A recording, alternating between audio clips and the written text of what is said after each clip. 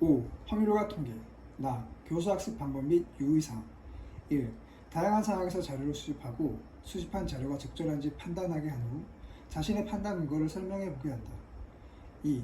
다양한 상황의 자료를 표나 그래프로 나타내고 그 분포의 특성을 설명할 수 있게 한다. 3.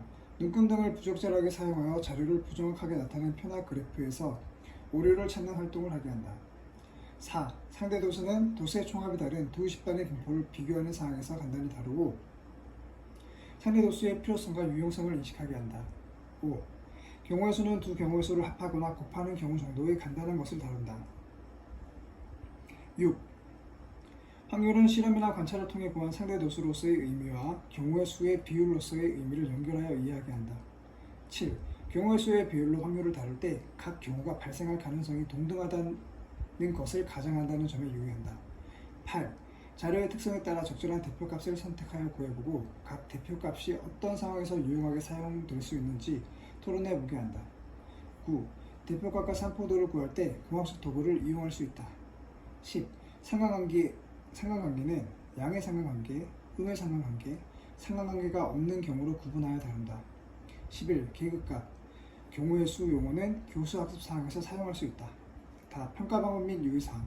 1. 경우의 수는 두 경우의 수를 합하거나 곱하는 경우 정도로만 다루고 순열과 조합을 이용하면 쉽게 해결되는 등의 복잡한 경우의 수를 구하는 문제는 다루지 않는다. 2. 자료의 수집, 정리, 해석을 평가할 때에는 과정 중심 평가를 할 수 있다. 확률과 통계. 나. 교수 학습 방법 및 유의사항. 1. 다양한 상황에서 자료를 수집하고 수집한 자료가 적절한지 판단하게 한 후 자신의 판단 근거를 설명해 보게 한다. 2. 다양한 상황의 자료를 표나 그래프로 나타내고 그 분포의 특성을 설명할 수 있게 한다. 3. 눈금 등을 부적절하게 사용하여 자료를 부정확하게 나타낸 표나 그래프에서 오류를 찾는 활동을 하게 한다. 4. 상대 도수는 도수의 총합이 다른 두 집단의 분포를 비교하는 상황에서 간단히 다루고 상대 도수의 필요성과 유용성을 인식하게 한다. 5.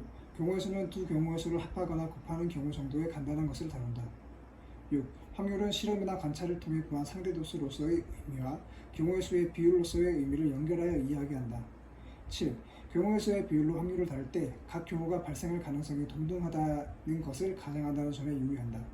8. 자료의 특성에 따라 적절한 대표값을 선택하여 구해보고 각 대표값이 어떤 상황에서 유용하게 사용될 수 있는지 토론해보게 한다. 9. 대표값과 산포도를 구할 때 공학적 도구를 이용할 수 있다. 10. 상관관계는 양의 상관관계, 음의 상관관계, 상관관계가 없는 경우로 구분하여 다룬다. 11. 계급값, 경우의 수 용어는 교수 학습사항에서 사용할 수 있다. 다 평가 방법 및 유의사항. 1. 경우의 수는 두 경우의 수를 합하거나 곱하는 경우 정도로만 다루고 순열과 조합을 이용하면 쉽게 해결되는 등 복잡한 경우의 수를 구하는 문제는 다루지 않는다. 2. 자료의 수집, 정리, 해석을 평가할 때에는 과정 중심 평가를 할 수 있다. 확률과 통계. 나. 교수 학습 방법 및 유의사항. 1. 다양한 상황에서 자료를 수집하고 수집한 자료가 적절한지 판단하게 한 후 자신의 판단 근거를 설명해 보게 한다. 2.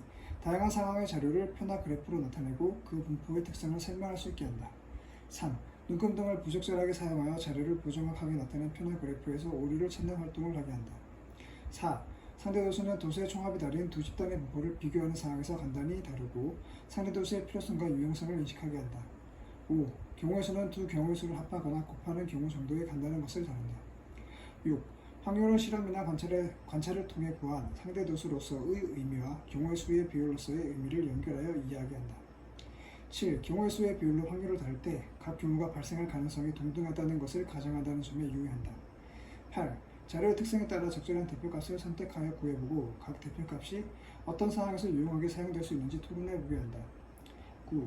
대표값과 산포도를 구할 때 공학적 도구를 이용할 수 있다. 10. 상관관계는 양의 상관관계, 음의 상관관계, 상관관계가 없는 경우로 구분하여 다룬다. 11. 계급값, 경우의 수 용어는 교수 학습 사항에서 사용할 수 있다. 다 평가 방법 및 유의사항. 1. 경우의 수는 두 경우의 수를 합하거나 곱하는 경우 정도로만 다루고 순열과 조합을 이용하면 쉽게 해결되는 등의 복잡한 경우의 수를 구하는 문제는 다루지 않는다. 2. 자료의 수집, 정리, 해석을 평가할 때에는 과정 중심 평가를 할 수 있다.